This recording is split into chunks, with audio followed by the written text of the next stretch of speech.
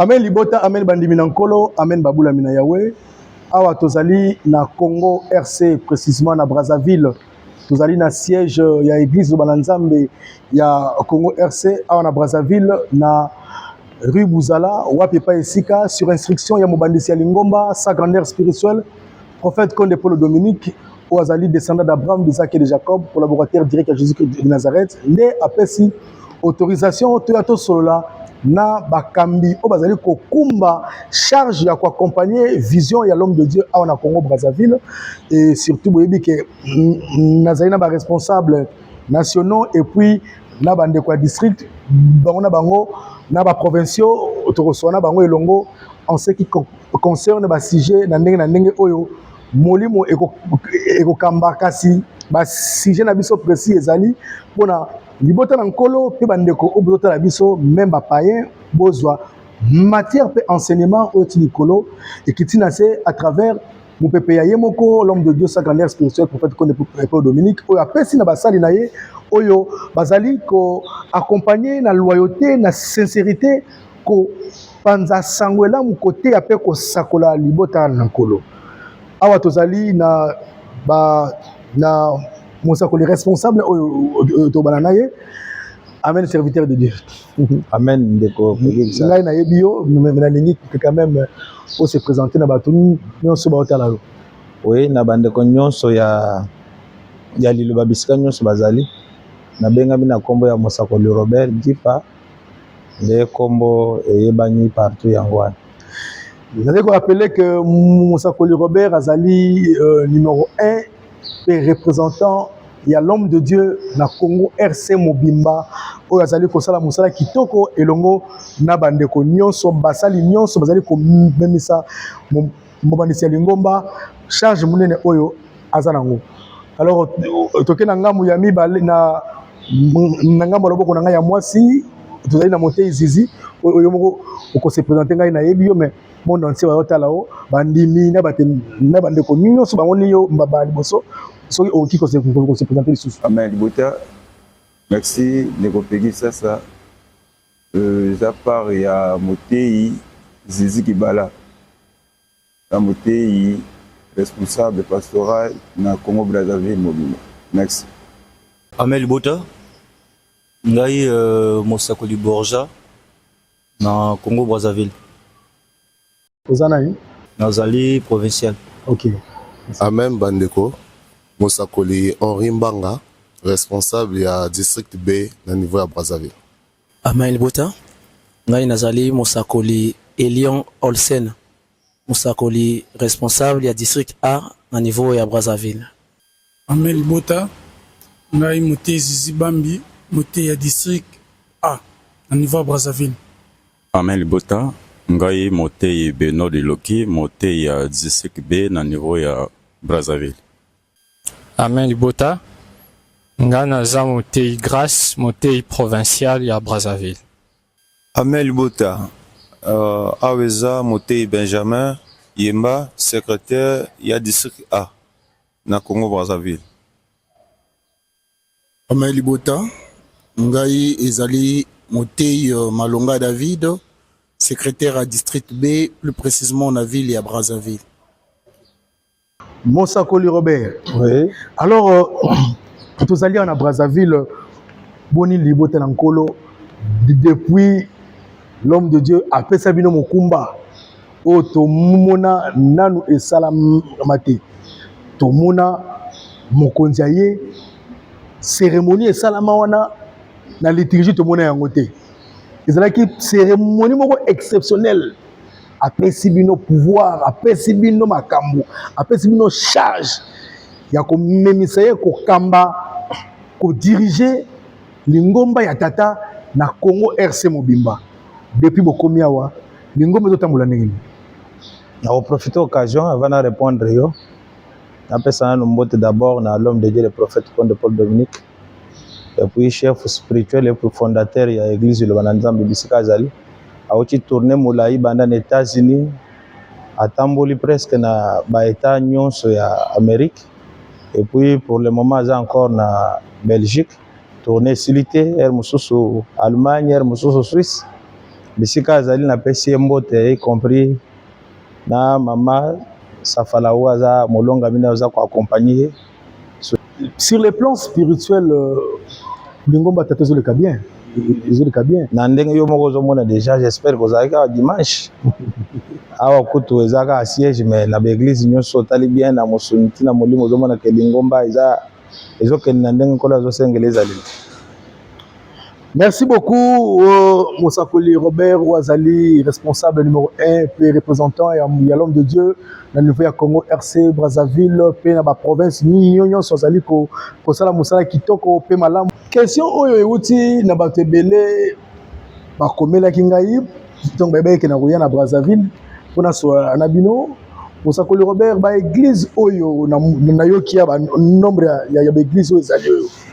Est-ce que bosombi boza ba locataire to bosomba penza ba église oyo ngena bo église esombi et pour question mosusu ba église ngo oyo bosombaka ezaka na kombo église to kombo ya prophète Kone Paul Dominique boli misaka pona question oyo po to mona na église ebele ya libanda ya mokili ba église tango basombaka basoma yango na kombo ya prophète ya pasteur tolingi vérité na bosa biso sembo ntango bosombaka ba église mpe na mosala makasi oyo bosali depuis bozali awa bozosomba bisika est ce que nano bozalaka balocataire to bosombi déjà ba église yango mikanda ezalaka na kombo ya prophète Konde to na kombo ya église liloba na Nzambe. Merci na question na yo.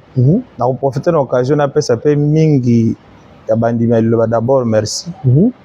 Vis-à-vis na bango église bandaki na le Congo ezalaki na lupango te. Mais bolingo na bango vis-à-vis à l'homme de Dieu le prophète Kone Paul Dominique et puis bolingo na bango vis-à-vis à liloba. Presque bandroit mingi liloba ezalaki na mapango bandimi ba chapo église ezala. Evanda esambela mais mapango église te bolingo na bango. Mais na ordre ya l'homme de Dieu a décidé que mapango mingi esomba maye koma sko ya église. Mapango mingi to somba na église ezwaka kombo ya moto te. Oh, oui. Makambo wana boyoka mapango zikombo ya bato lobaka esala ma parci par là ba église mosusu. Oh, ndenge ozokama boyju mosusu nazali na bureau mo quelque part chef moko atali mikanda boy atali amoni ke mapango za na kombo ya église akamwaki pe. Mapango aliloba to somba ngo tusa kombo ya moto te. Ezaka kombo ya église na numéro ya récépissé au l'état congolais pesa biso to ba ezaka eloko ya moto te et viendra un jour moto moko ko s'accaparer na ngwa ba ke comme ya ino et donc biso pe to somba to zaki pe na souci to tia na kombo prophète to bengi prophète to papa to ngi to somba le pango ndongo lobaki to somba olobi na bi nyonso fweza na kombo ya église nyonso biseka nyonso to somba ata biso moko to envia ke comme ata lupango na yo mais ezaka na kombo église to ba jour monsieur ko sila ozana eloko kozwa te mais donc vous avez une réponse pas à mettre na bino bongo bino to sala bino ndenge ni et puis donc ils ont enseigné bino nini faut y ba mettre na biso aza mutu moko différent que na biso aza mutu awuti likolo aza na modèle na ko monela makambo soki ezalaki biso mbele eza na bakombo na biso mais loko eza volonté mettre na biso to sala ka ndenge Nzambe orientaka ye yango to respecta. Merci beaucoup. Quand même les sengo na ndenga orientaka biso. Merci beaucoup responsable Mosakoli Robert. Tout le blanc de Mambasalo Mosiko. Bakonzi ebele otoyebi na ba message par-ci par-là sur commune à Brazzaville, sur commune samedi kaka. Mutu nyonso fa tonga église no balanzana.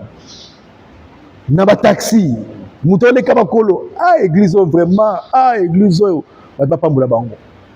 Mais tangu salon zo salama. Na moni bokoma salon volontaire. Pourquoi salon volontaire et puis salon est comme en plaire ya makasi boli misanga na komisi binote par rapport ya bandeko o bazaki liboso bo impliquer lisusu salon makasi et comme Congo Brazzaville mobime comme engouement makasi chaque samedi il faut salon toujours salama. Salon eza message prophète amemela biso. tokoki konéglige yango te. So tali na Congo mobimba presque na tous les départements liloba ezali. Ntango tokomaka samedi partout liloba ezali salongo esalamaka. Toba bakonzi basepela nango makasi parce que na badima liloba mpe basepela nango makasi. Bandima liloba tosepela na bango parce que banda babanda balembaka te basengaka mpe eloko te. Souci na bango ezaka mboka ezala propre. Ezaka mpe façon na biso ya kosoutenir mpe bakonzi ya mboka. Gouvernement na biso y compris na chef de l'État. Ezaka façon na biso ya kosoutenir souci na ye ya kozala ke bavile nyonso ezala propre. Façon na biso ya kosoutenir ye eza lolenge ya kosala salongo surtout chaque semaine. Merci beaucoup. Alors, responsable pastoral, est-ce que salongo eza biblique? Na kati église de Bananzambe, est-ce que salongo eza biblique? Tout eza biblique te? Ou bien salongo ekota na doctrine, ekota na doctrine te, ezaka o likambu prophète lobimba salongo esalama. Expliquez moi son et puis salongo ofele pona nini? Merci. La première chose, c'est que Batouba comprendre l'objectif de salongo, les alliés volontaires en Nzambi, ça fait partie de l'enseignement. Enseignement. Les enseignements, oui, Sengeli, Batouba et Bakemokili, Obiso de Vandi et Baby Samaki. Or, Nzamba Salaki Mokili na mbindote. Parce que Nzamba Linga mbindote. Boye na mutu na Mokili, na complicité ya Moyini, nde ayeko tiambindo, premièrement na sens spirituel, deuxièmement na sens physique. Na sens spirituel, Mokili et marcha ki na lisum. So esengaka na bamangomba nyonso nde toteyaka bato babongola mitema po kobongola motema, c'est-à-dire moto azalaki na mbindo il faut alongwa kati na mbindo azonga sikoyo na propriété. Or lelo o na mokili ndenge oyo biso tovandi eza na bamaladi ebele bato bazokobela bazokokampare ya koloba ke non eza dui parfois na bandoki. Or ezali salité. C'est pour moi que d'une manière spirituelle, à chaque moment où tu es sur la repentance, que tu vas bon la mitema et bon pe na bisika oyo batu va vendre kaïs à la propre. Ce total na makomi na mokanda na Isaïe. Donc dans Isaïe chapitre 62 le verset 10. Tokotanga makomi santu na komo na Yesu Masia na nasala. Amen. Franchissez, franchissez les portes. Préparez un chemin pour le peuple. Frayez, frayez la route, ôtez les pierres, élevez une bannière vers le peuple. Nous avons insisté dans le peuple d'Israël. Nous avons insisté dans le peuple parce que nous avons passé avant de. C'est pourquoi, à travers sa grandeur, le prophète Paul Dominique, na inspiration on kola pesi na nzela na en tant qu'un homme spirituel ya koyebisa epai na bato ke présence ya liloba kati na mokili ekopetola premièrement mitema na bato po milimo ebika. Et puis en deuxième lieu na koinvite salité tout autour na bato mokili oyo nzambe akela ifo ezala propre. Il faut bato bavivre na milieu oyo eza sain. Or kovanda pene na salité ekoproduire bamaladi. Toza na bamaladi ebele oyo eza lelo na mokili o par ignorance bato bazoko comparer na bamakambo ebele. Or selon l'enseignement de l'église Lubana Nzambe tito salaka ngo gratuitement ezalaka en prix d'argent te mais souci na nkolo ezalaka na nzela ko sala bolingo wana nesika o mutu mosusu abwaki mbindo boyoke kolongola, c'est-à-dire ou accompagner déjà enseignement na nkolo. Merci beaucoup. Alors Mosakoli Bourgeois, tout ça bisona nous comment est-ce tozomona mwasi azana zemi bolimisangai mwasi azana zemi. Tout le monde écoute, l'un de vos collègues serviteurs de Dieu, Azobela, mais c'est Salongo, on a condamné Bamo Abiki. Salongo est commis qu'on guérir, qu'on sala ba miracle. Comment est-ce Salongo Ozali physiquement et comment on a fait mon spirituel? En tant que Mosakoli, lecture ni au et puis pour na balance bon tout le monde a un mystère mutu azana na zemi azobela et puis dernièrement namona kutu motei grâce azali kobela mais aye ko kombola mbala moko atoki abiki guérison totale moi c'est ça na zemi mais bozo autoriser moi si wana akombola mazwi pe lobiko makambo ya nzoto ezokoma na molimo ndenge et puis ezobikisa pe bato na sens ni eza mo mystère. Amen, attaché. Je crois, dans le bin de la Bible, la prière de la foi sauvera des malades. Salon eza prière mon aîné. Oui, na mokili à travers l'homme de Dieu. C'est vraiment ça dans la zemi. À comprendre valeur il y a salon. À comprendre valeur à salon à celle en zamenaï. Moi ça dans la zemi à ça salon. Moi naza na 4 album aza créature ensemble. Ape na besoin mokolo ya couchement nzamba tie loboko abota na kimia. Amen. Amen. Mos Henri de compléter ni siko a problème matériel bozora wapi. Église ka somba ba matériel to ndenge nini. Mona rondre ba pau et puis samedi on accompagner bino namoni bo kire bo comme tina niveau ya ko kire non seulement kokombola mais beaucoup tina niveau ya ko kire avec quel moyen ko église eza nango pour na ekoma tina niveau ya ko kire et puis ko dégager ba salité ba toto wana nyonso. Merci beaucoup la parole Ndeko Peggy. Oui. Soko moni salongo eza initiative au prophète Kondatiki. Et biso ba memisi à l'homme de Dieu le prophète Konde Paul Dominique, toi na devoir ya créer ba moyen nyonso pour na mosala wana salema. Ba matériel to salelaka et utaka ipai na biso mon église. Église ndetiaka ba moyen en jeu et ce ba matériel pour être mosala et avancer. Et en plus, bandimi wana bazalaka toujours attaché pe na volonté pour être bayebi enseignement à l'osambo. Na but à l'osambo na biso ali loba na Nzambe eza ko se servir te, mais eza ko servir. Et moto a servir ka sala rapport na yete, sala rapport na bato mususu. Tango moni ke miracle moko sala marana kati wana, moto sali salongo ya biki parce que vraie prière eza ko sala o eza yote. Po ete tango to sala o eza ya biso et pambola biso te. Mais tango zo sala pona baninga mususu nde yango nde lipambola ezalaka. Et bandimi bazora corps et âme na bango. Babimsaka makoki na organisation ya ba responsable église pour na toson ba matériel pour na musala wana esalma malam. Mosakolelio chibisa biso non ba difficulté ni bozaka nango o bokutana nango na ba salongo parce que église ezali ya politique mais Mosakolelio Robert tobisanga que vous accompagnez aussi l'état mais est-ce que l'état yango azali pe ko sunga bino muke na ba matériel to ko assister bino pe beaucoup de rappels à la difficulté mon rebelle par rapport il y a assainissement volontaire au bout de ça là dans le cadre il y a l'église l'homme de Dieu a instauré mais vous accompagnez aussi l'État congolais. Merci attaché. J'espère que Nandenge pour poser biso la question na ba réponse au bandina légal tina ba na bande connaissance ba pesi maloba. Premièrement, tout ça la ngolo na bonne volonté pour na komimisa Nzambe et pour na kopesa yenkembo. Et na place nyo surtout beaucoup ko sala mosala ba difficulté ko zala mais à travers la bonne foi auto zala nango to zala toujours au-dessus et ba difficulté auto zala nango. Tant que sala mosala eza pour Nzambe mais ya kapé pour na ko accompagner l'État. Et déjà tant mosala ezo salema, j'espère que les autorités tout au bazana mboka ba yebi liloba.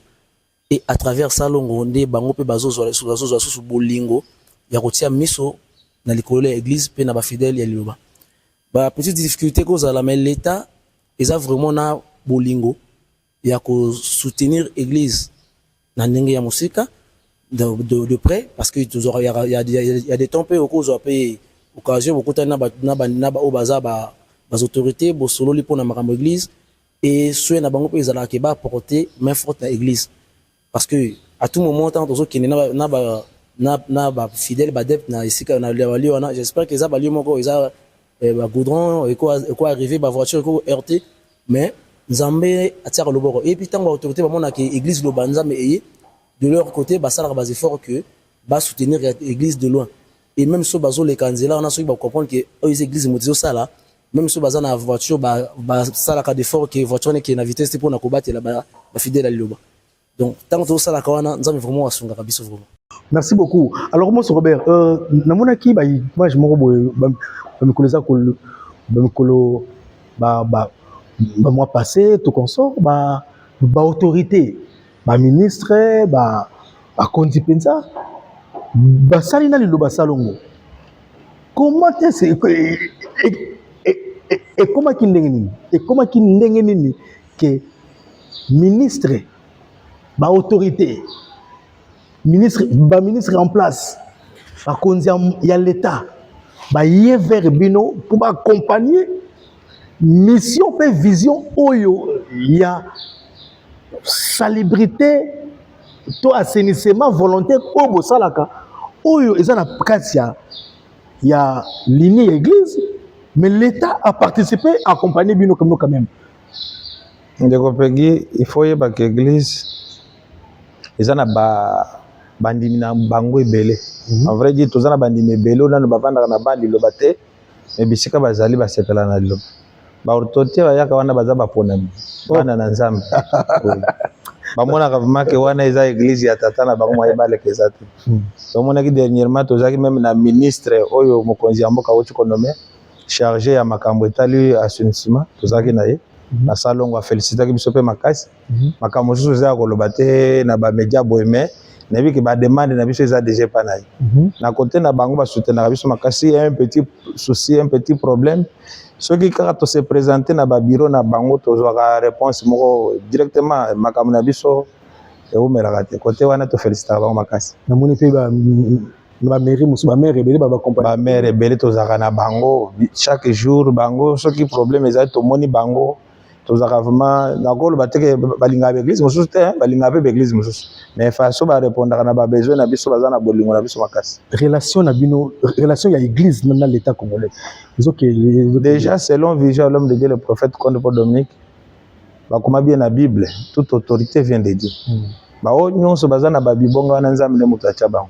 biso tokoza na mauvaise relation te na bango sowe na biso ezaka kosambela pona bango kopesa kocha ba prière pona bango nzamba batela bango apesa bango makangisi ya malamu na mayela malamu pombo kezala bien jamais tokoza contre bango et ça tel point to soutenir bango bisika nyonso bazali na ba prière tout temps nzamba batela bango mais tolanda na ba image belé le prophète Konde Paul Dominique alobi alingaka présence à mingi et ça ba tebele pe mabe pour l'église bozala na ba opposant ba majorité ba tunandenge na ndenge mais l'homme de Dieu le prophète Konde Paul Dominique azo loba na ba émission na ba exhortation kalingaka présence à mingi est-ce que ça mabe bete est-ce que un prophète akoloba bongo que nalingaka présent de la République mingi eso tali na tango akala ba président ba roi bando tambola na ba prophète prophète jamais à cause de l'ennemi ya président prophète na logique des choses nzamba tie prophète pour diriger milimo ya bato mais nzamba tie président pour sécuriser bato atie na mokili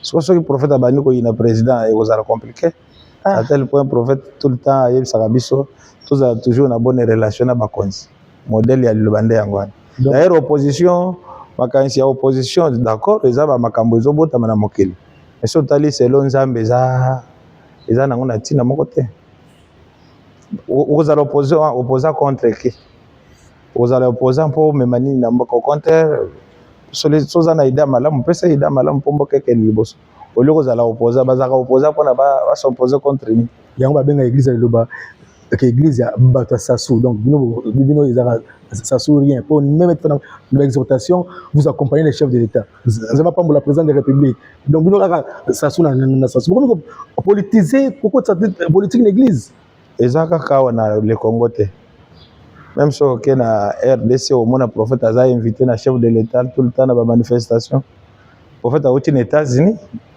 Trump mutaza na pouvoir mais au moins que na Sénat américain pour soutenir toujours président Trump eza na Gabon c'est la même chose na partout na ba mboka nyonso lilobezali ba soutenir toujours ba konjo baza na place. Merci beaucoup. Alors la série na bino otolanda ensemble ndenge nini église Bananzambe ya Congo RC la Brazzaville sous la supervision ya Mosakolo Robert ndenge nini bazali kosala salon ya makasi ya assainissement volontaire oyo ezali ezali instruction, il y a l'homme de Dieu, secondaire spirituel, le prophète Kondepolo Dominique, tout à la image, bon, on va continuer l'émission, sujet mosusu, dans le cadre toujours, il y a tombola lokumu, il y a Nzambe à travers liturgie et doctrine oyo, après Sabiso, Nalingomba, il y a Tata Amen Libota. Ce samedi 3 mai 2025 à Bakongo, l'église de Lobananzambe s'est une fois de plus mobilisée pour une grande opération d'assainissement de la ville.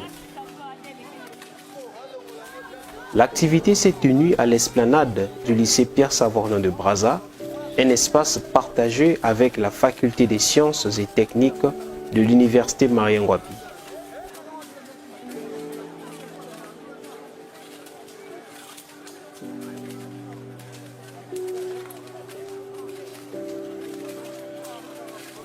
L'événement a été marqué par la visite inattendue du ministre de l'assainissement urbain, du développement local et de l'entretien routier, M. Juste Désiré Mandélé.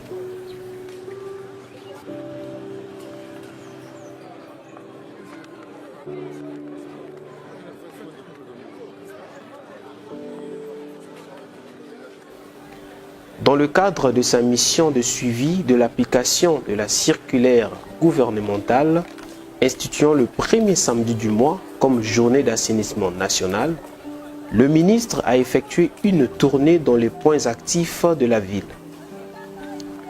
C'est à Bakongo qu'il a croisé les fidèles de l'église de Lobananzambe, engagés comme chaque samedi à nettoyer leur environnement conformément à l'initiative portée par le prophète Kondepolo Dominique, fondateur et chef spirituel de l'église. Vous êtes une église de Wimby? Oui. Vous avez traversé la ville? Oui. On est habitué de le faire chaque samedi. Ne pas changer. C'est pas seulement ici, partout.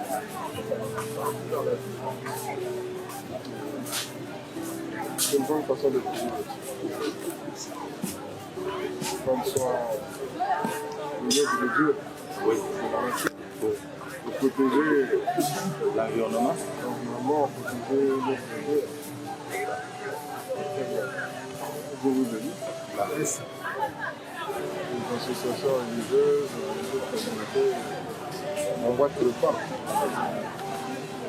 On voit que le pas, c'est très bien.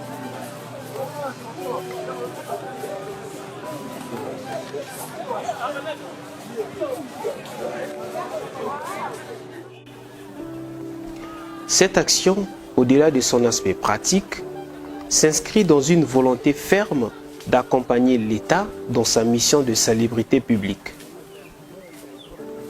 Impressionné par le sérieux et l'organisation des fidèles, le ministre n'a pas hésité à se joindre à eux, désherbant aux côtés des équipes sur place.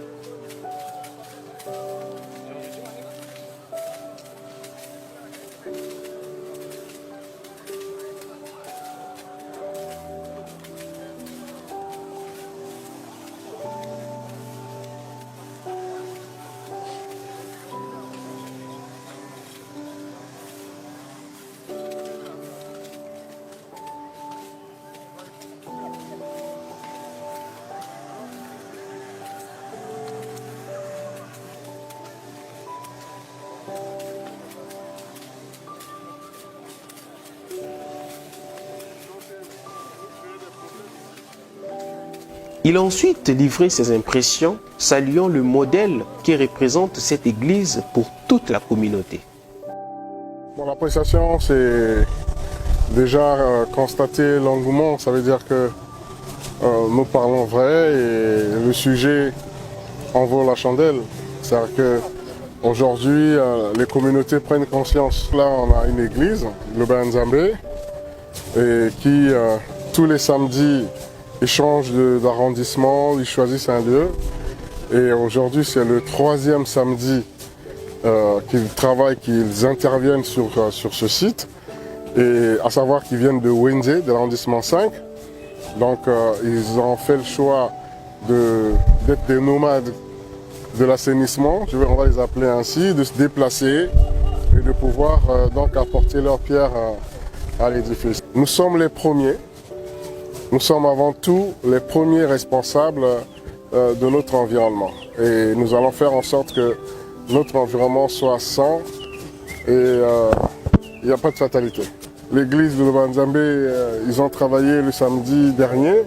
Pour être efficace le premier samedi du mois, ils ont en quelque sorte préparé le terrain pour qu'il y ait une visibilité le jour dédié par la loi.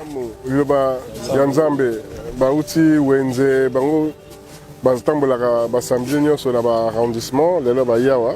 Ndenge bomoni bino moko esplanade square ndenge ekomi polele, mais ezali pe mpona kolakisa pe ke na badepartement mosusu na 14 départements etikali pe toza na baeko ya kitoko mosala eza kosalama bope toebandaka nani na biso moko fo biso moko totia maboko ifo biso moko tolakisa nzela e tolemba te ke liloba ya nzambe ke na Wenze bao chaque samedi bake tambula na ba arrondissement na kosala bopeto yako aussi sam na ba au façon ba aussi yako vutula matondo na tata nzambe.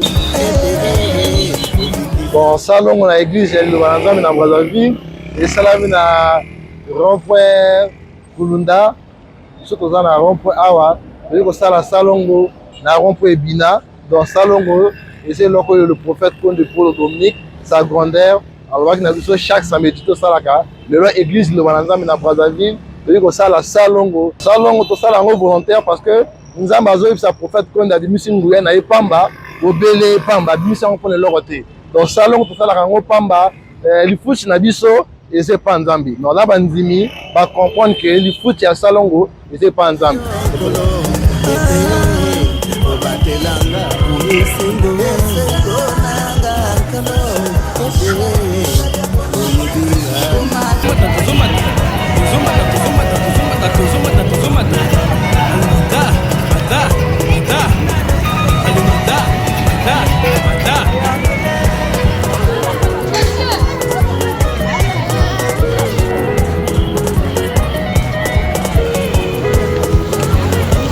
makambo Nzambe asalelanga na église ya Liloba na osambela na église ya Liloba te aka na église mosusu na banda oleka kaka mote basali babengi nga bateyi nga baprofetize en tout cas makambo baloba mpo na vie na nga ti lelo namona yango eza réalité yango na kota église ya Liloba neti babinga yo nayaki moto aloyenge me Nzambe Liloba mpenza azwanga nakita natika nyonso nandimi na bota nayaki molongoli bazemi momeli masanga bamakaya Nzambe Liloba azwanga.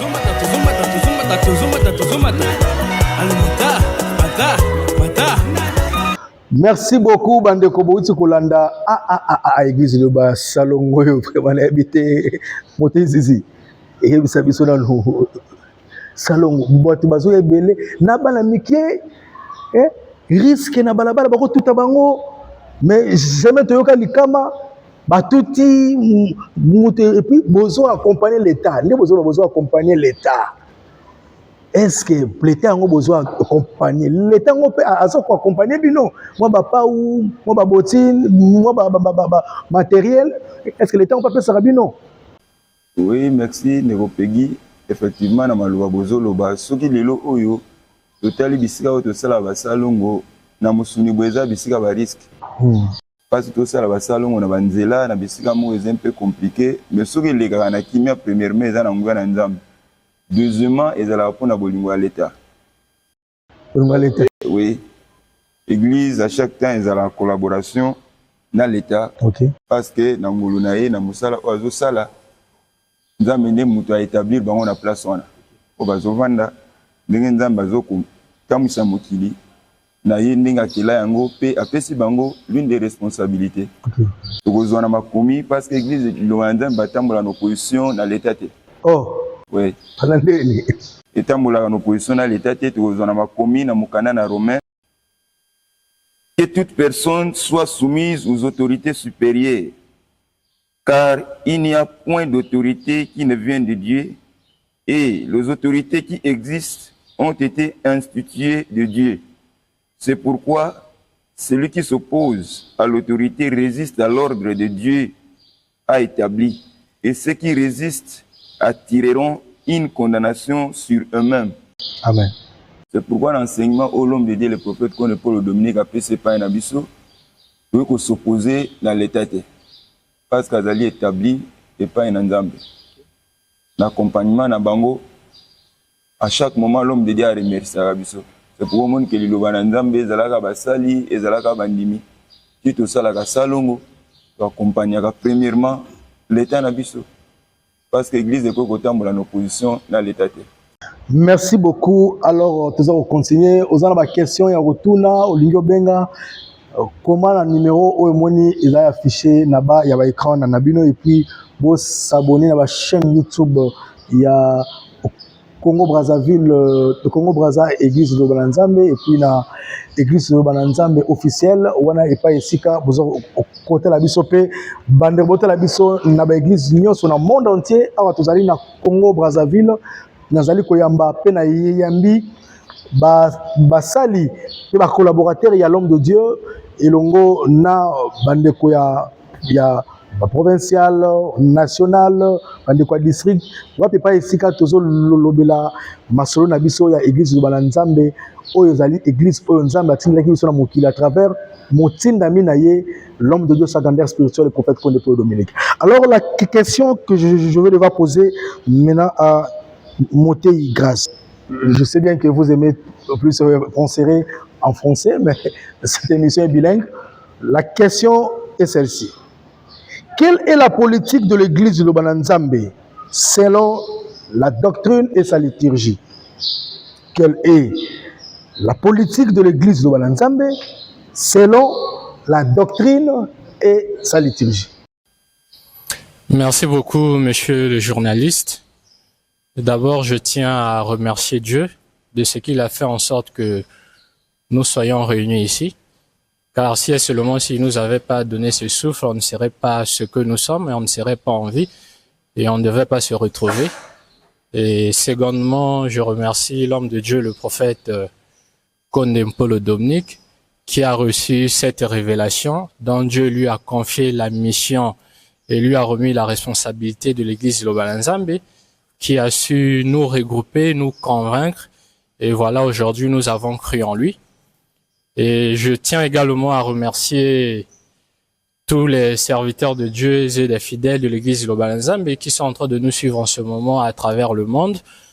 Mais non seulement eux, également des autres églises. Merci de votre question. Vous m'avez posé la question de savoir ce qui c'est que la politique de l'église d'Ilo Bananzambe. Parlons d'abord du mot politique. La politique, c'est tout simplement la vision. La vision, la façon de faire, le paradigme, comme si seulement si on peut le dire. Et pour être plus précis avec vous, l'église d'Ilo Bananzambe, à travers l'homme de Dieu, le prophète Condé Paul Dominique, a une mission principale. C'est vrai qu'il y a des missions principales, il y a également des missions secondaires, mais la principale mission n'est rien d'autre que le salut des âmes. La principale mission, c'est le salut des âmes. Oui, c'est vrai. Ailleurs également, on nous enseigne le salut des âmes, parce que l'église d'Ilo Bananzambe n'est pas la seule église aujourd'hui dans le monde. Nous avons tant d'autres pasteurs, tant d'autres révérends qui ont aussi reçu leur message à leur manière, selon la façon dont, je ne sais pas, l'Esprit leur avait conduit. Mais nous, l'Esprit Saint, le Saint-Esprit, disons, à travers le prophète Condé Paul Dominique, est venu nous apprendre rien d'autre que le salut. Et ce salut est basé sur l'amour. Parce que l'amour, c'est grâce à l'amour que nous allons voir Dieu. On peut appuyer dans des versets bibliques. Si vous prenez dans 1 Jean chapitre 4, à partir du verset 9, On dit celui qui aime est né de Dieu et celui qui n'aime pas n'a pas connu Dieu car Dieu est amour. Donc, si et seulement si nous qui sommes là, nous voulons avoir accès au salut, nous devons être remplis d'abord d'amour. Et si et seulement si on est rempli d'amour, c'est à ce moment-là que nous deviendrons la demeure de Dieu. On peut l'appuyer également dans 1 Jean chapitre 4, le verset 16. Celui qui a fait asseoir en lui l'amour, Dieu habite en lui. Mais cet amour est reparti en plusieurs étapes. Nous avons l'amour entre nous, les humains, mais y compris également l'amour des autres êtres vivants. Parce que l'homme, parlant de l'homme, l'homme n'est pas le seul être vivant qui existe aujourd'hui sur Terre. Au-delà de l'homme, nous avons d'autres classes des êtres vivants, telles que la classe des poissons, la classe des oiseaux, la classe des batraciens, la classe des reptiles et bien d'autres. Donc, si et seulement si nous voulons avoir accès au salut, nous ne devons pas seulement nous aimer, nous devons également aimer les autres êtres vivants. Parce qu'il est écrit dans Psaume chapitre 150, le verset 6, que tout ce qui respire loue l'Éternel. Et ce que nous avons en commun avec ces autres êtres vivants, ce n'est rien d'autre que ce souffle. Donc si eux, ils ont ce souffle, nous également, nous avons ce souffle, ce qui veut dire que tous, nous sommes des enfants de Dieu. Et comme on est des créatures de Dieu, c'est tout à fait normal que nous devons nous aimer. Et par rapport à la liturgie de l'Église, qu'est-ce qu'on peut retenir? Par rapport à la liturgie de l'Église Liloba Nzambe, oui, c'est vrai. Cette question, elle est tellement pertinente que si jamais on essayait de faire pleuvoir des arguments, nous allons passer beaucoup de temps ici. Mais revenons sur l'amour, sur ce que je venais de vous dire, que l'amour était la base, était le but primordial de l'Église Liloba Nzambe. Mais en vrai, nous avons deux sortes d'amour. Nous avons l'amour de Dieu et nous avons l'amour du prochain.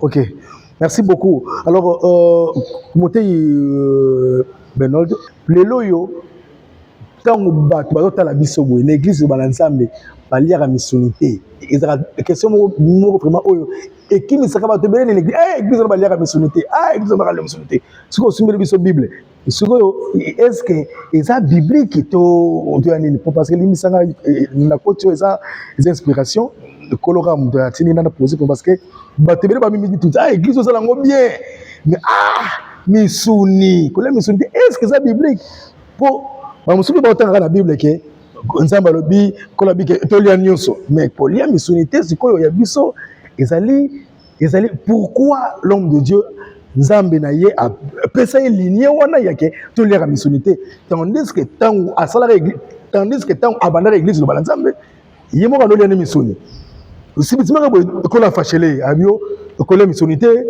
j'y révélé makambo belebelebelebele nalingi avant nazongisa micro epa basakoli bayebisa biso sur le plan prophétique pourquoi bino nanu batei kenoli la bible mpona bato oyo batala biso bayeba papa mama nga na mosakoli te nateyaka te boyoka réponse botuni ebele pe église na baliaka misuni te mpona nini est-ce que eza biblique batei bango oyo basakoli bango oyo kenoli la bible spiritualité lobi nini donc eza ngai te baquestion yanga baréponse ya bango mote belon. Merci beaucoup ndeko journaliste na question tuni eza question mo eza malamu. Avant qu'on réponde, nazo pesa d'abord mbote mingi na sa grandeur, le prophète Conde Paul Dominique, na Esiko Azali, ainsi que son épouse, notre maman Safala Marceline. Et grâce na prophète Conde Lelo, tozui enseignement mo keza meilleur, enseignement mo keza génial, oyeye po mili monabiso bato, ezo kimia, ezo lobiko. Vraiment, eze sengo mingi na enseignement memele biso. Pona ko répondre na question otiko tuna biso eza question moko eza malamu mingi parce que bato baza na ignorance bayebaka te makambo nini nezo salama ndeko nanga avant na pesa référence biblique faut comprendre likambo moko ndako etongamaka te na se ya mokili oyo sans que fondation ezala avant ndako etongama esengi fondation ezala soki fondation esalami nde permetaka ndako nyonso etongama alors ntango tozomona likambo ya misuni faut comprendre eloko moko ke ntango nzambe akelaka mokili apesaka nini epai ya bato apesa instruction nini epai ya Adam et bon na Adam asala nini et Adam alia nini comme mole oyo nzambe apesaki est-ce que réellement mole oyo nzambe apesaki Adam na molonga ne ebaya rolia est-ce que mole yango ezalaki misuni tu vas découvrir la Bible, et ça, tu découvrir la Bible, tu vas comprendre que c'est que enseignement au prophète qu'on a même les biso, et ça enseignement malam, ou ils ont ça la kemili mon amso bateau de ka, pe banjo ton amso bateau et joakimia. Tu reçois passage biblique, tu bandis dans Genèse chapitre 1er, tu reçois verset misato, tu reçois verset 29, tu reçois verset 31, tu tangi makomi masantu na kombo na Yesu Masia na nasala. Et Dieu dit, voici, je vous donne toute herbe portant de la sémence et qui est à la surface de toute la terre, et tout arbre ayant en lui du fruit d'arbre et portant de la sémence, ce sera votre nourriture. Verset 30, et à tout animal de la terre, à tout oiseau du ciel, et à tout ce qui se meut sur la terre, ayant en soi un souffle de vie, je donne toute herbe verte pour nourriture, et cela fut ainsi. 31. Dieu vit tout ce qu'il avait fait, et voici cela était très bon. Ainsi il y eut un soir, et il y eut un matin, ce fut le 6e jour.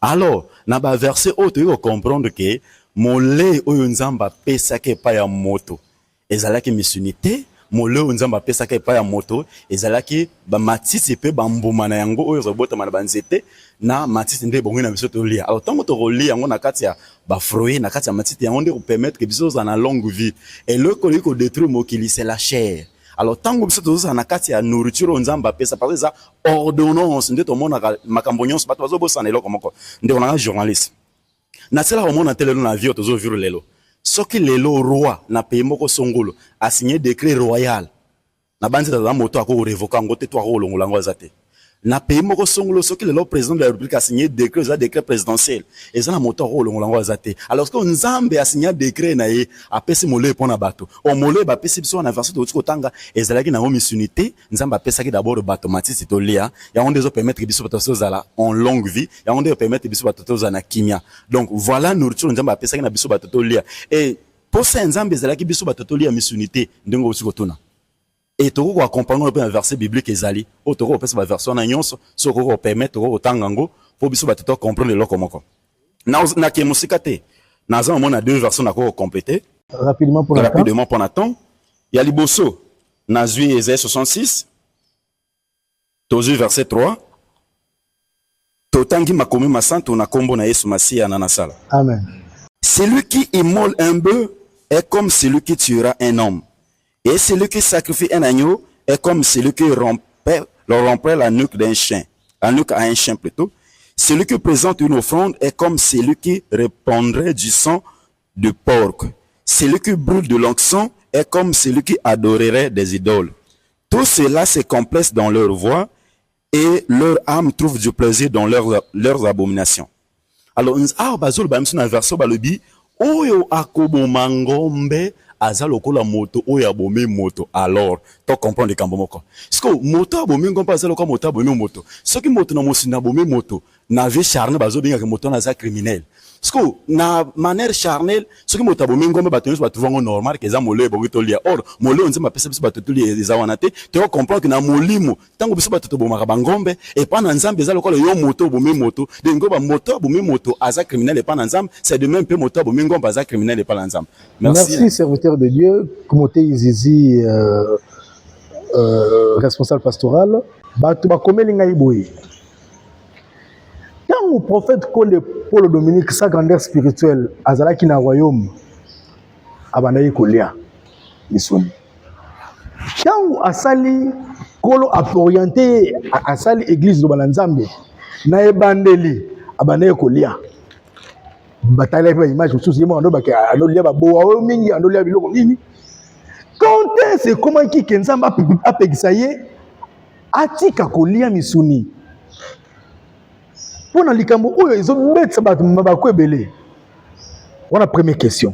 Deuxième question, différence nini oyo ezalaka l'église de banzambe bozali ba végétarien tandis que pe na ba église mususu ba végétarien pe bazali ezana ba église ebele pe baza ba végétarien parce que qui végétarien yango ya liloba na qui végétarien ya ba église mususu différence ezalaka nini sous question soto zongi na ba collègue na bino bandeko na bino ya ba église mususu jeudi saint baliaka misuni te, vendredi saint baliaka misuni te, samedi saint baliaka misuni te. Soki tosangisi yango na nyonso leçon nini enseignement nini to réponse nini okopesa bayeba oso bazotala biso mpo bazwa enseignement à travers l'homme de Dieu oyo ainspiraki biso mpe enseigné bino nyonso baserviteur na ye oyo bozali na nga lelo baquestion yanga baréponse ya bino. Merci. La première chose, pour répondre par rapport à l'écriture. Et Seigneur, biso basimi Bible pe to enseigner la batu. To la contexte ya Jésus-Christ de Nazareth. La naissance de Christ, quand il y avait la loi. Il y a une loi perpétuelle. Oui, à chaque moment, que moi, na 8e jour, et Seigneur va présenter quand na temple. Tant qu'il y a une loi, il y a une mosaïque, il y a établie par Moïse. Il y a Jésus, Marie, na Joseph. Ça là qui le lingue des alaki. Mais ce total dans ma commune à âge il y a 12 ans. Jésus a commis à âge il y a 12 ans. A commis ce côté, il c'est pas un bateau. Mais oyo izalaki katinaye. Parce que azalaki à chaque moment poussé par l'esprit. Abana ko sala o ezali volonté ya batoté. Mais volonté na Nzambe. Nous dans Luc chapitre 4, le verset 16 à 19e verset.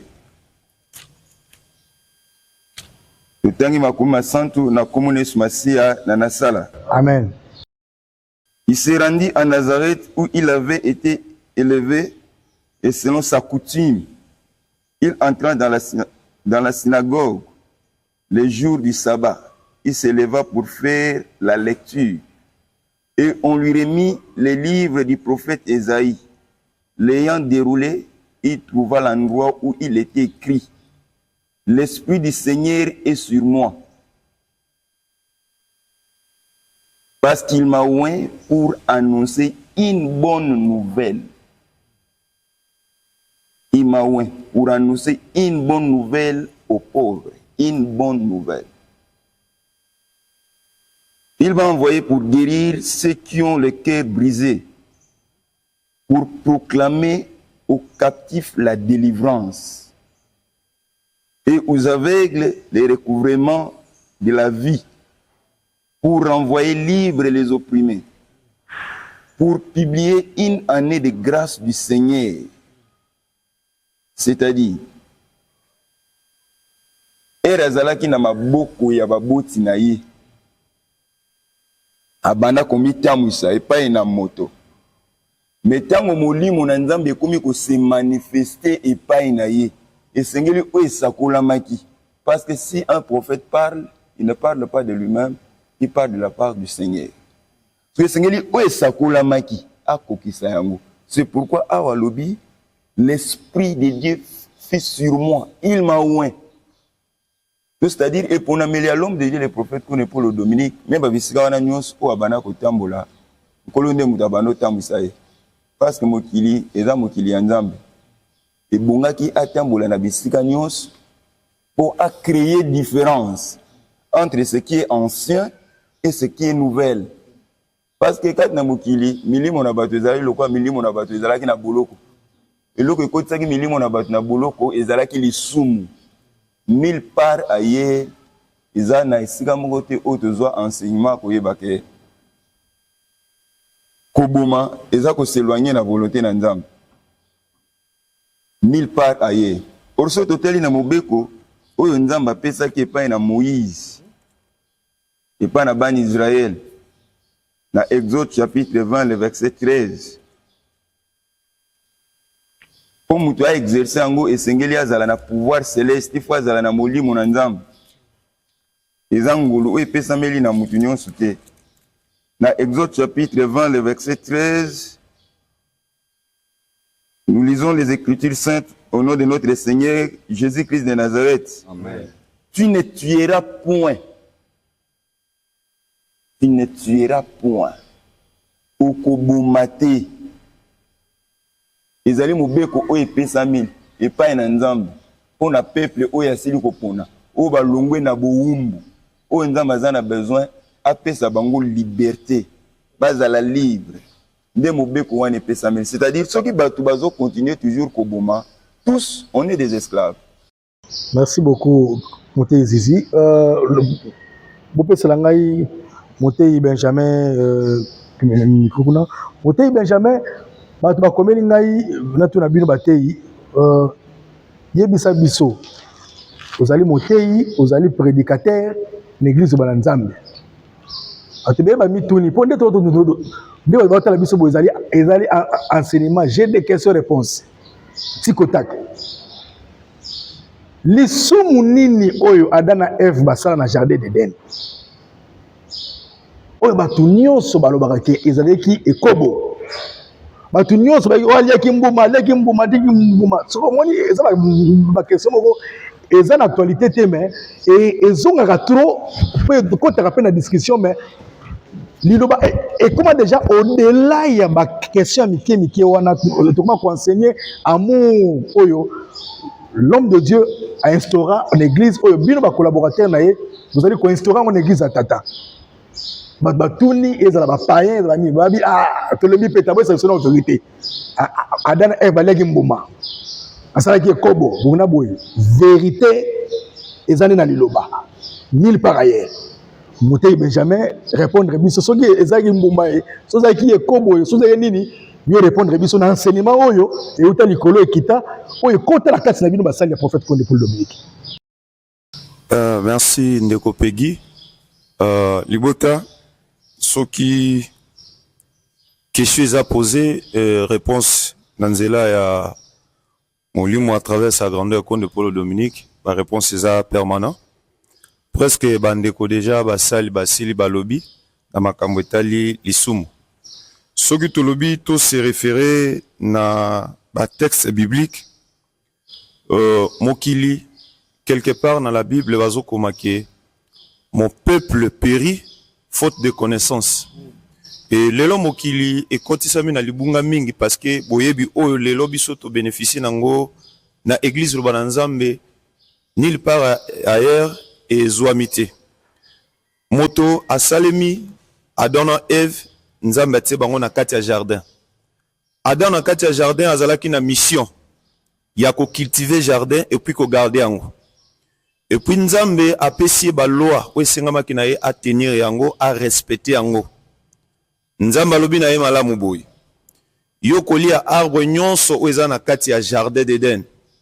Mokoli ate arbre oyebi mabena malamu parce que mokolo oyo koli ango okokufa. Et interprétation belé et à de part et d'autres. Il y a d'autres personnes qui disent que basala qui est kobo. Or, en premier lieu, ce qui toko se référer na verset biblique Genèse chapitre 1er, le verset 28. Totanga makoma santu na komo na Jésus-Christ de Nazareth. Dieu les bénit. Et Dieu leur dit, soyez féconds, multipliez-vous, remplissez la terre, et assujettissez et dominez sur les poissons de la mer, sur les oiseaux du ciel, et sur tout animal qui se met sur la terre. Aweza autorisation ya Nzambe, azopesa na Adam, qui a se multiplier, a tondisa mokili, a dominer likolo ya ba créature nyon surtout oya sali. Nzambe azopesa ye domination, et lingai kolobate que Adam a comme un pouvoir ya ko honte souffle de vie. Oh, tango biso na l'église Lobana Nzambe, l'homme de Dieu sa grandeur Konde Paul Dominique, azoya ko faire comprendre biso ke Nzambe tango asali mokili toza na 4 êtres vivants. O bazalaki na droit ya ko vivre lokola moto nyonso. Moto a vivre, nyama vivre, mbisi a vivre et puis ndeke a vivre. Parce que na makomi kaka, na verset biblique, toujours na Genèse chapitre 2, le verset 17 et komami boye. Na komba Jésus-Christ de Nazareth.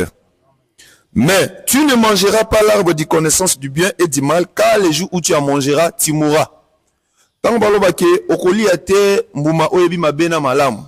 Religieuse salema na mbuma oto mona kana nzetete. Parce que moi si Marina Marthe tango bakutani bapesa nimbote azoloba bien que les fruits de tes entrailles sont bénis.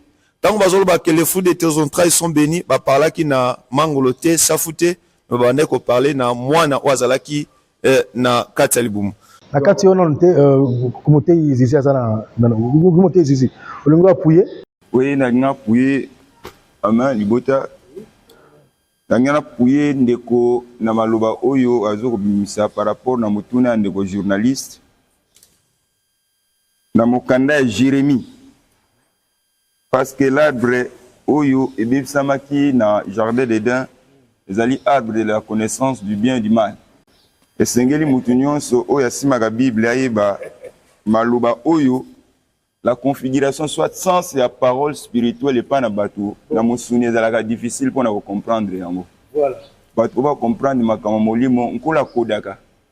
Ba makambo na soko za na oreille soit na vision céleste te ko comprendre makambo mingi ya molimo. Faut te zober nkola kodaka. Ezana makambo ezana na code. Parce que soki bato nyonso ba 24 na mokili ba comprendre arbre de la connaissance du bien et du mal. Ils ont simplifié les 4 êtres vivants.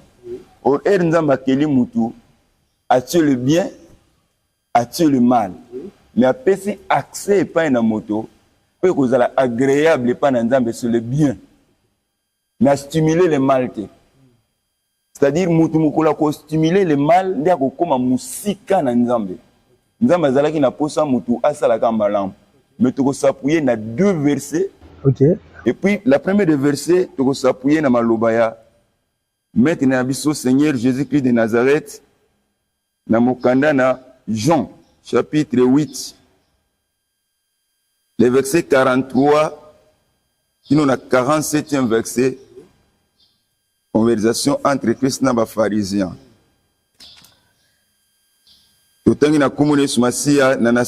Amen. Pourquoi ne comprenez-vous pas mon langage? Parce que vous ne pouvez écouter ma parole. Vous avez pour père le diable. Et vous voulez accomplir les désirs de votre père. Il a été meurtrier dès le commencement. Commencement, c'est dans le jardin d'Éden. Destruction et arbre. Le diable est meurtrier dès le commencement. Et il ne se tient pas dans la vérité. Parce qu'il n'y a pas de vérité en lui. Lorsqu'il profère les mensonges, il parle de son propre fond. Car il est le menteur et le père du mensonge. Et moi, parce que je dis la vérité et vous ne croyez pas, qui de vous me convaincra de péché? Si je dis la vérité, pourquoi ne croyez-vous pas? Celui qui est de Dieu écoute les paroles de Dieu. Vous n'écoutez pas parce que vous n'êtes pas de Dieu.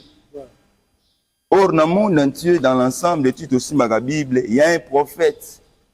Na komo ya Jérémie. Na message ya solo ya zo sakolakat na Israël. Ba eko se comploter pour ba détruire. Parce que ya zo ça la allusion.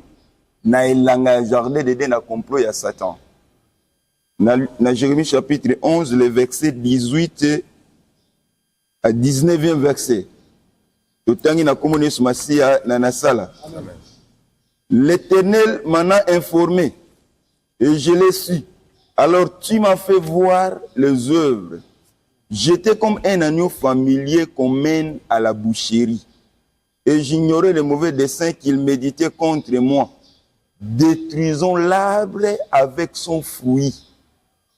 Retranchons-les de la terre des vivants. Et qu'on ne se souvient plus de son nom. Voilà la destruction de l'arbre na elanga. Asali allusion na un agneau.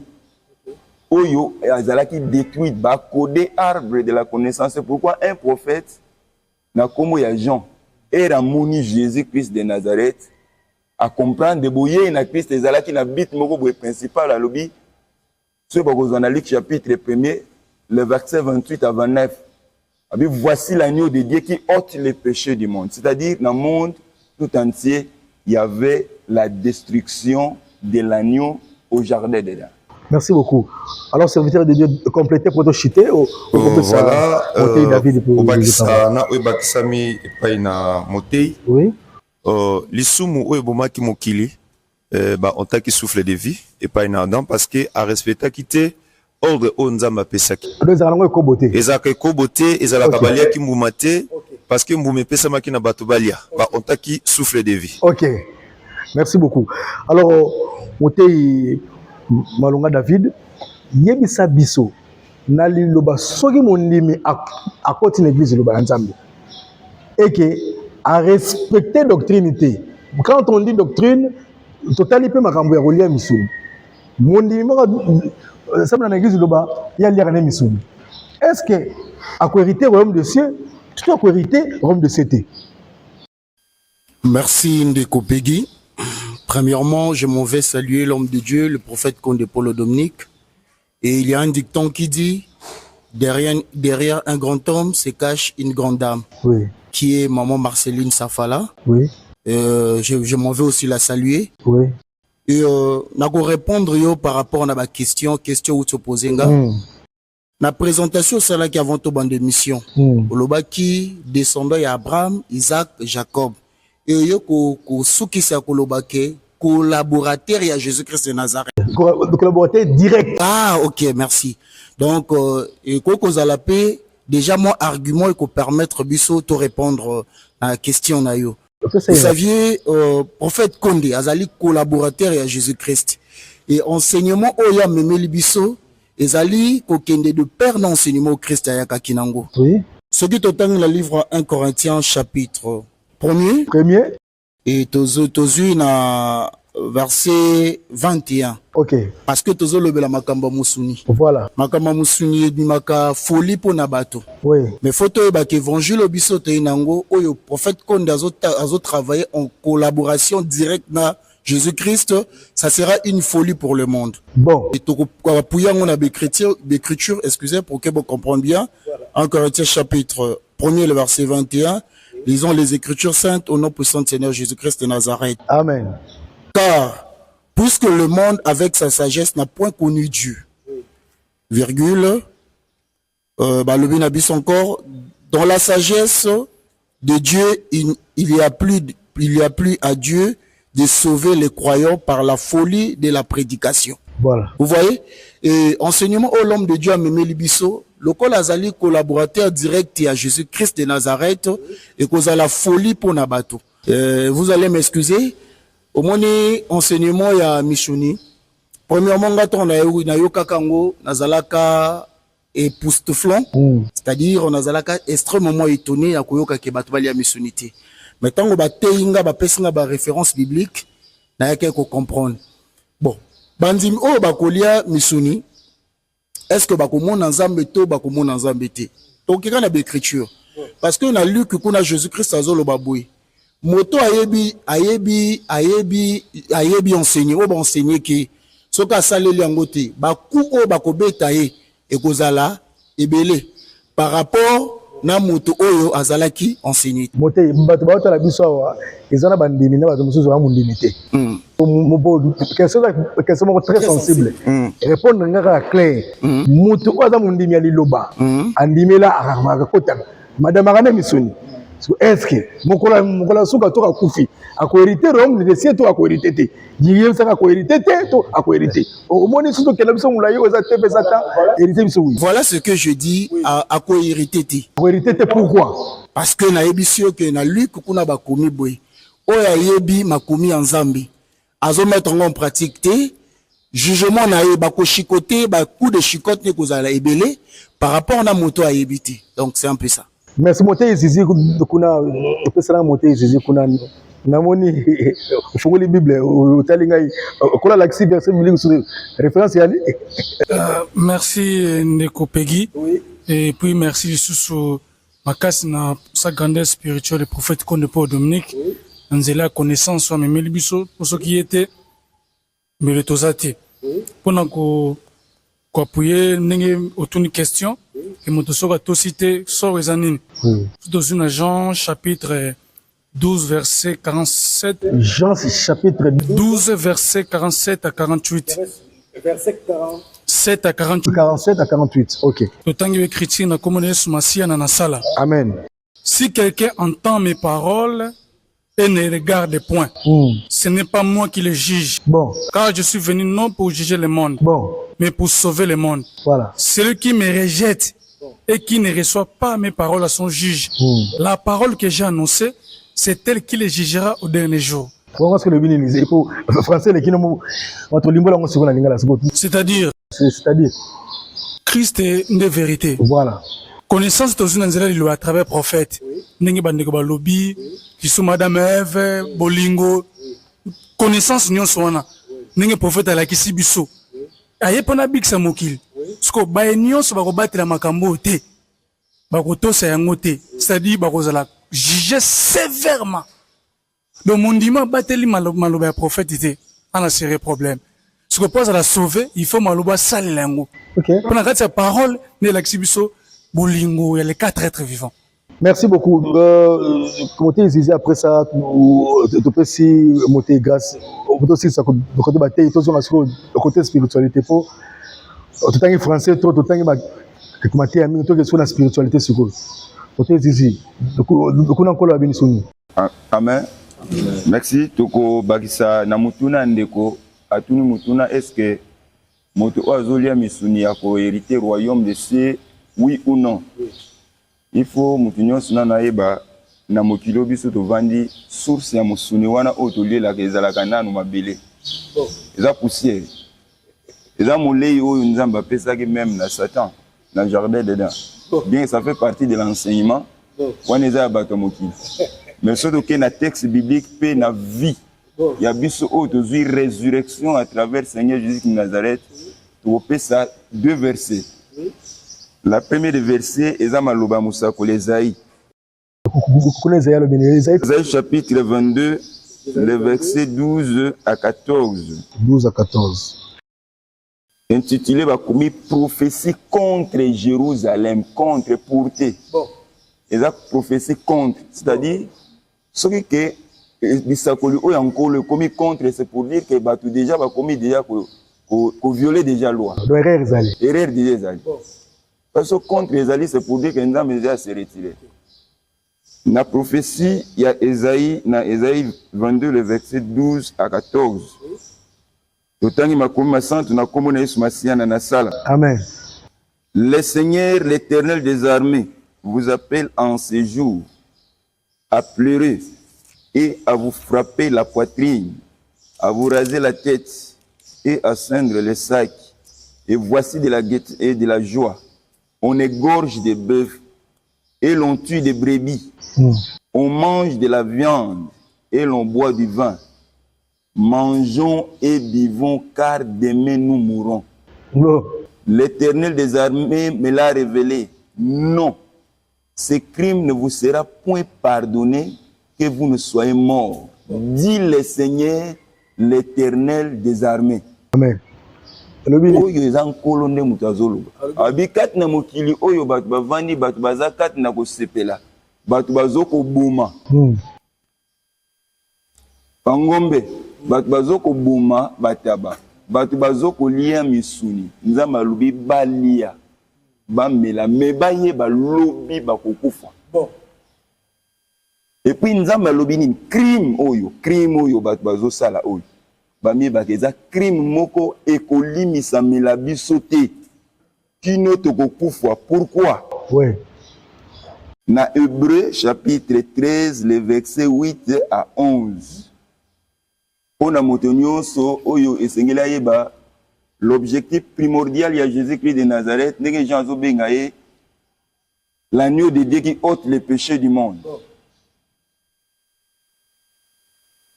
Hébreux chapitre 13, le verset 8 à 11.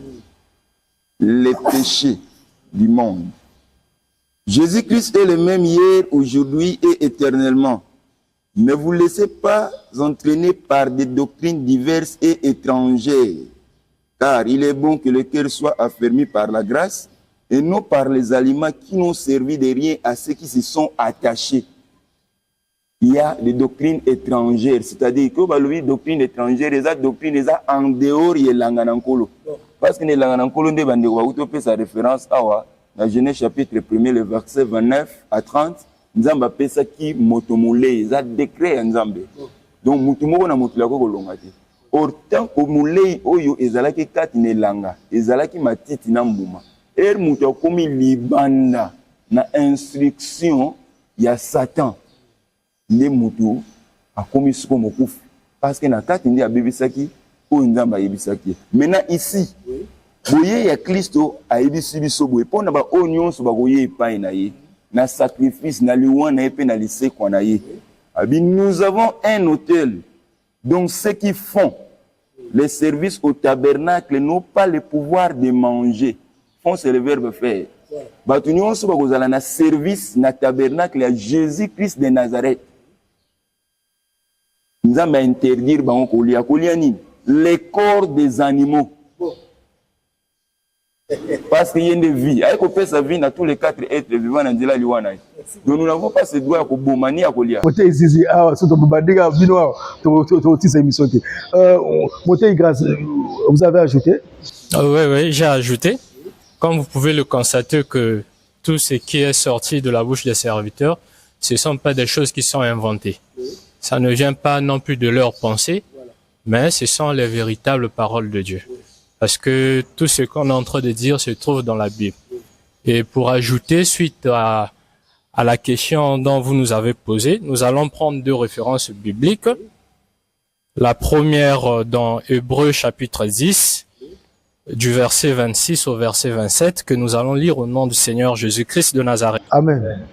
Car si nous péchons volontairement après avoir reçu la connaissance de la vérité, il ne reste plus de sacrifice pour les péchés, oui, mais une attente terrible du jugement et l'ardeur d'un feu qui dévorera les rebelles. Amen. Donc ici, là, on est en train de dire que si nous péchons, péché d'abord veut dire quoi? Le péché, c'est la transgression de la loi. Bon. Péché, c'est transgresser la loi. Or, la sainte doctrine que l'homme de Dieu nous a apportée, il nous demande à ce que nous soyons des végétariens, comme les versets venaient d'être donnés, que au commencement, Dieu nous a donné les fruits, Dieu nous a donné les plantes, Dieu nous a donné les végétaux. Donc, cela signifie que c'est un décret de Dieu. Donc, nous, après avoir connu cette connaissance, si et seulement si nous marchons en dehors de cette connaissance, il n'existe plus de sacrifice, mais un terrible jugement. Donc, mieux fallait pour nous ne pas connaître cette connaissance que de connaître cela et de ne pas l'appliquer. Le dernier verset biblique, nous allons prendre dans 2 Pierre, chapitre 2, oui, du verset 20 au verset 22. Lisons au nom du Seigneur Jésus-Christ de Nazareth. Amen. En effet, si, après s'être retiré des souillures du monde, par la connaissance du Seigneur et Sauveur Jésus-Christ, ils s'y engagent de nouveau et sont vaincus, leur dernière condition est pire que la première.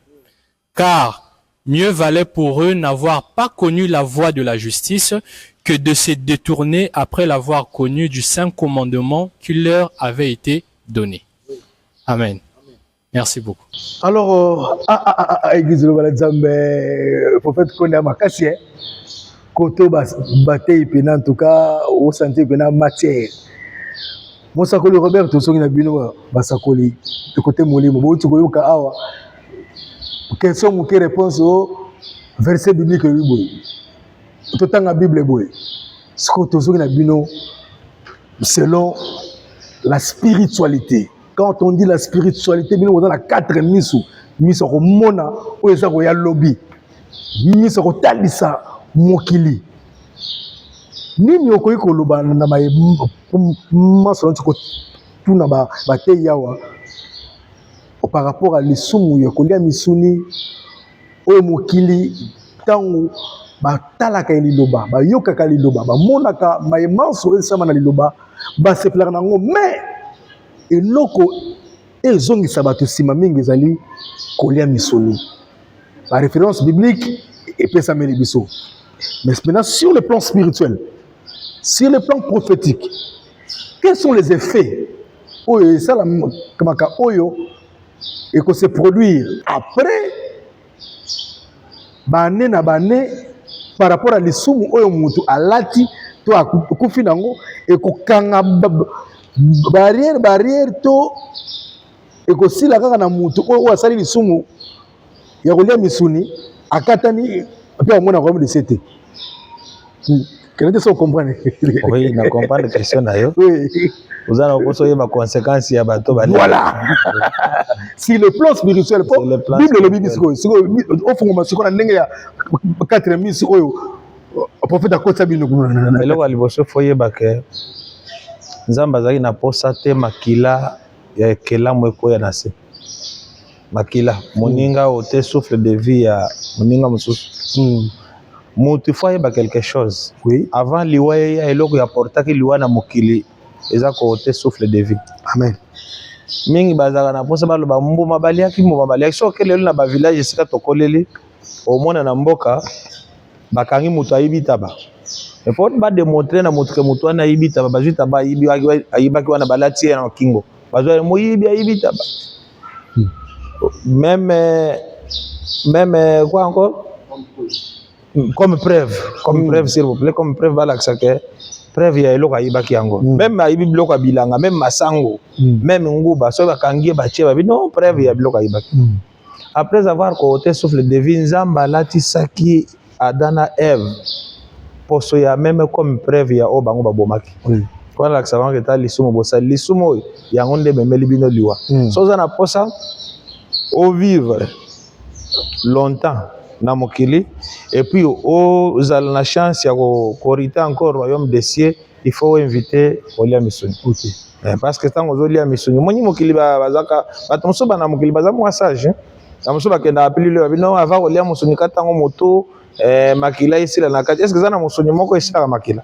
Ezate so que même na bambiso eutaka na ba biloko na biso tolia ba congeler ou baliaka eza ebele au moins même esali musu esala même ina na ba conteneur ezoya na ba masuwa esoyi ba tiango na mai po ba bongiso mona ka mai wane komi rouge la sike makile sela kate to ba nzamba linga makila te to ba mutu nyonso aza na posa un jour amona bokonzi na nzamba amona nzamba un jour il faut inviter kolia biloko wana eza malamu te.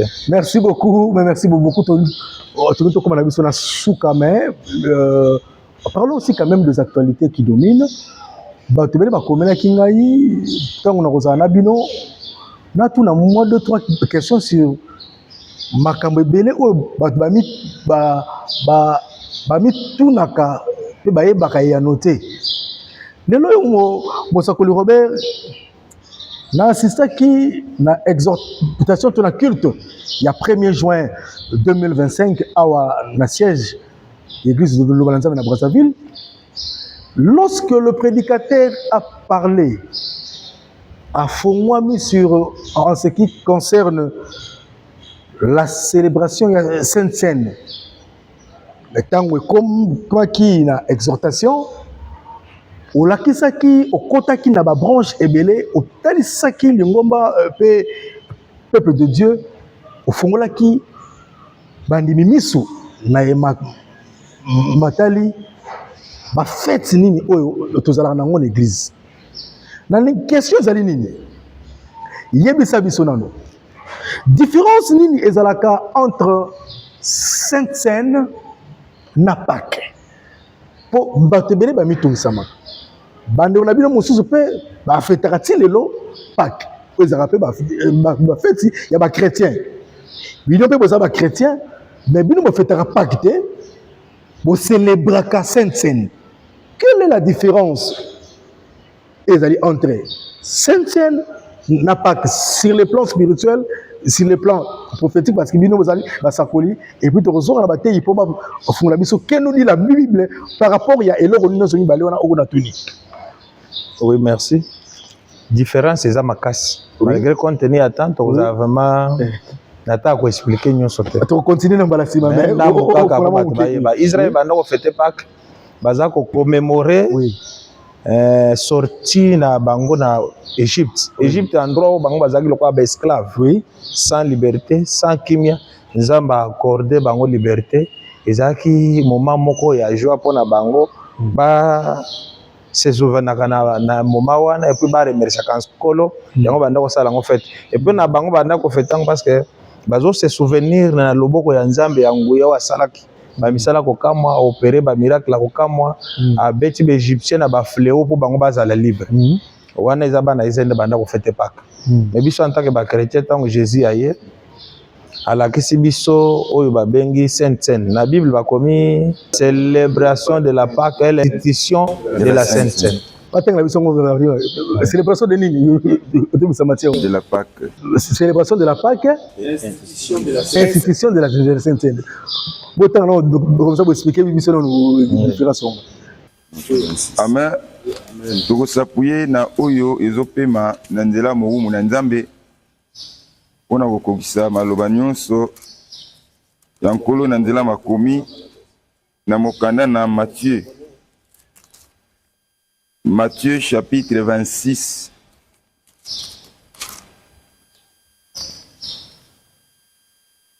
Matthieu chapitre 26 à partir du 26e verset.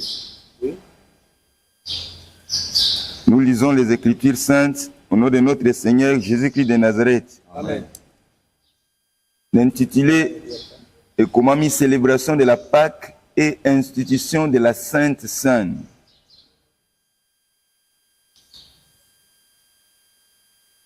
Pendant qu'il mangeait, Jésus prit du pain.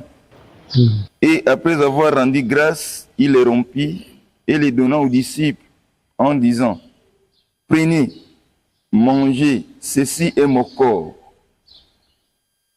Il prit ensuite une coupe et après avoir rendu grâce, il la leur donna en disant, buvez-en tous, car ceci est mon sang, le sang de l'alliance qui est répandu pour plusieurs pour la rémission des péchés. 29.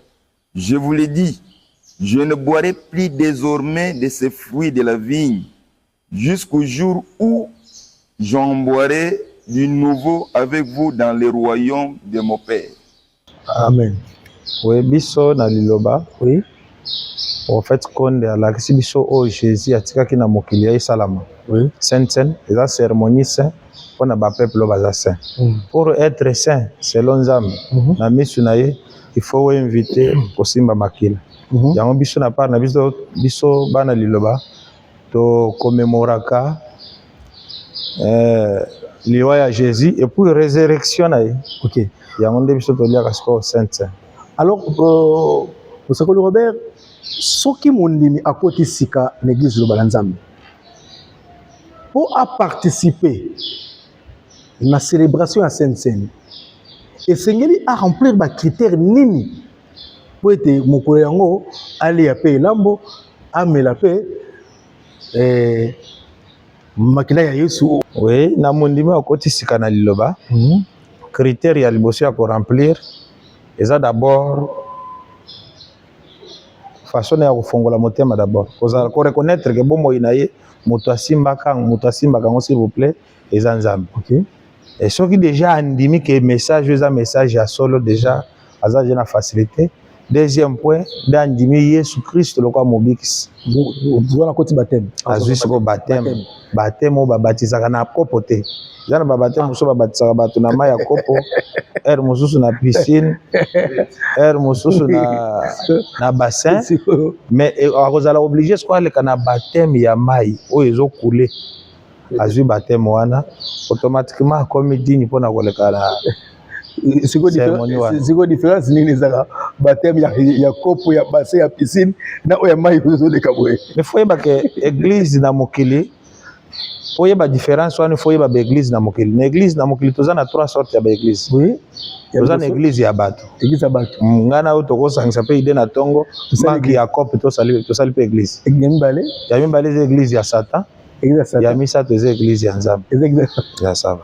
So moni siko bato bakendaka na bakopo na banani yo moko fosala ba analyse o comprendre déjà yo motanga otanga Bible o comprendre bazo mbenga ba chrétien momoni maître na biso maître na bangwana bazo benga Jésus maître ya ba chrétien nde wana maître ya bato nyonso balandi christianisme na mokili mokomona maître na bango azaki na Jourdain esika bazwelaki baptême momona bango siko difficulté na bango ezake mosusu azozwa na kopo bon wana siko maître ne nani. On faut comprendre déjà que oyo kozala eloko ya bato oyo kozala ya Satan différence ya oyo ya Nzambe ndio biso tozo expliquer. bon na boy ko critiquer mingi ba mangomba baninga.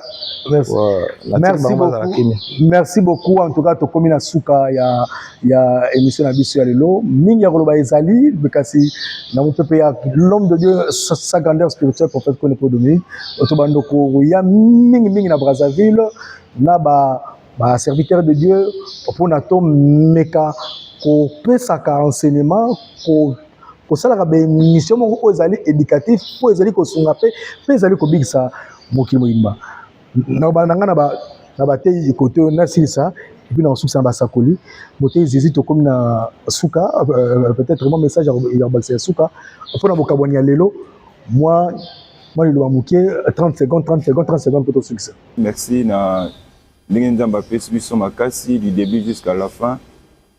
Nous se permis na onesi eza connaissance eza partager na mutu nyonso eza exigence te mais eza connaissance epesameli mutu na mutu na lolenge oyo koyokela ya koluka mpe kodiscerne na yango nyonso ebimi kati na esika kotia yango na misala mpo nzambe na bolingo ayeba kosunga mpe kobatela kopesa kimia na mutu nyonso. Merci beaucoup. Nous demandons à tous ceux-là qui nous ont suivis de mettre en pratique ce qui avait été dit, parce qu'on dit à toute action, il y a une réaction. Rien de ce qui se passe charnellement a toujours eu son appui ou soit son origine dans un monde spirituel. Donc ce qui s'est passé aujourd'hui, ça a été déjà prévu par Dieu. Et aujourd'hui, nous n'avons fait que l'accomplissement de cela. Merci. Merci beaucoup na libota mobambande bolandi biso ndenge monsieur Leki. Et là, au moment où bakse ya mukeiza makomi ndenge komam na Jean chapitre 8 na verset 32. Balobi na biso, vous connaîtrez la vérité vous affranchira. Oh lelo bimi na journal lelo za vérité o nzamba tie na kati ya nzela prophète Kone Paul Dominique. Présence ya Jésus direct na kati na yende ay conseiller sur la vérité à travers la vérité nde osala ke milimo na biso bato na enseignement boyoki lelo ezala affranchi petozo akimia petozo lobiko. Merci. Merci na libota nyonso na monde entier. Eza publicité mais eza connaissance oyo esengi bato bayeba parce que soki bato ba comprendre ma vérité mokili okimi ekota. Donc soki lelo ko la permettre tout ça la émission pe bato bayeba nini lobami awa eza pour que bao baza na ignorance bazwa vérité pour vérité wana ekango na milima moko na moko. Merci.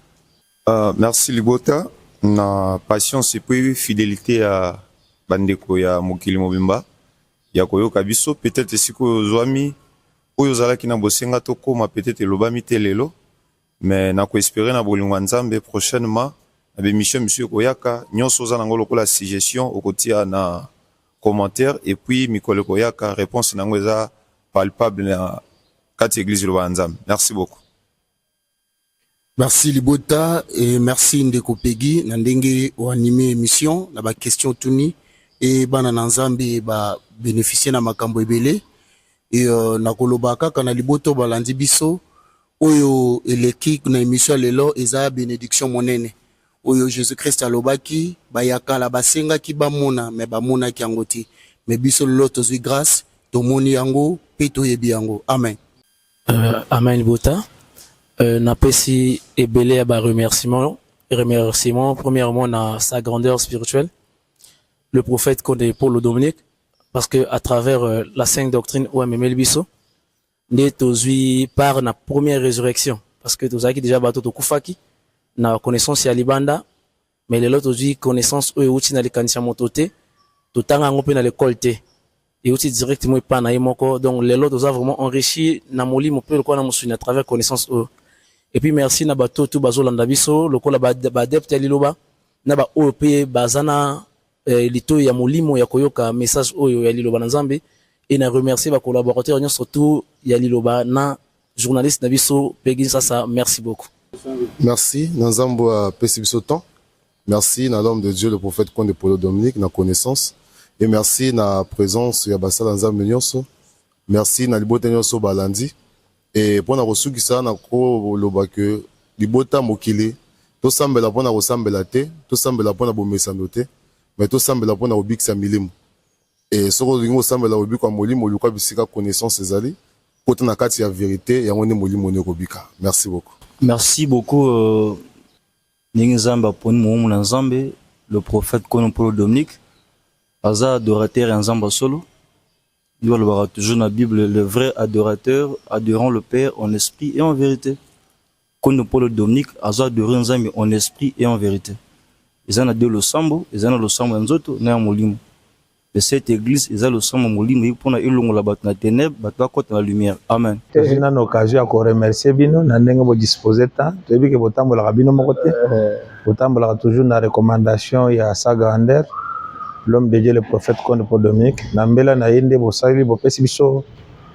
Tu me sens comme on a gardé quoi que chaque année va la ba mission, mais cette fois-ci vous pesi biso pour occasion, bande ko ya Brazzaville.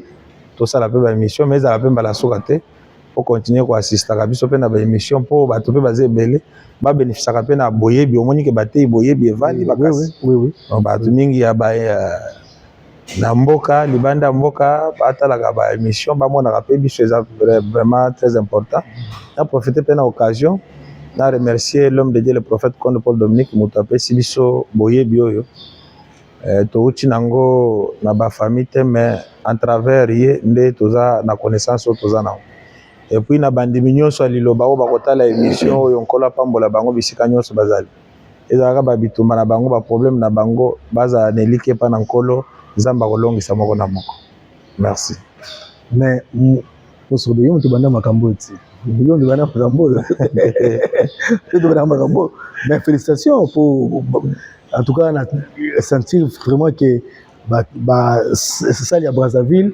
connaissance des années. Là-bas, qui retourne à ma question, ma question, tout le monde est à moi.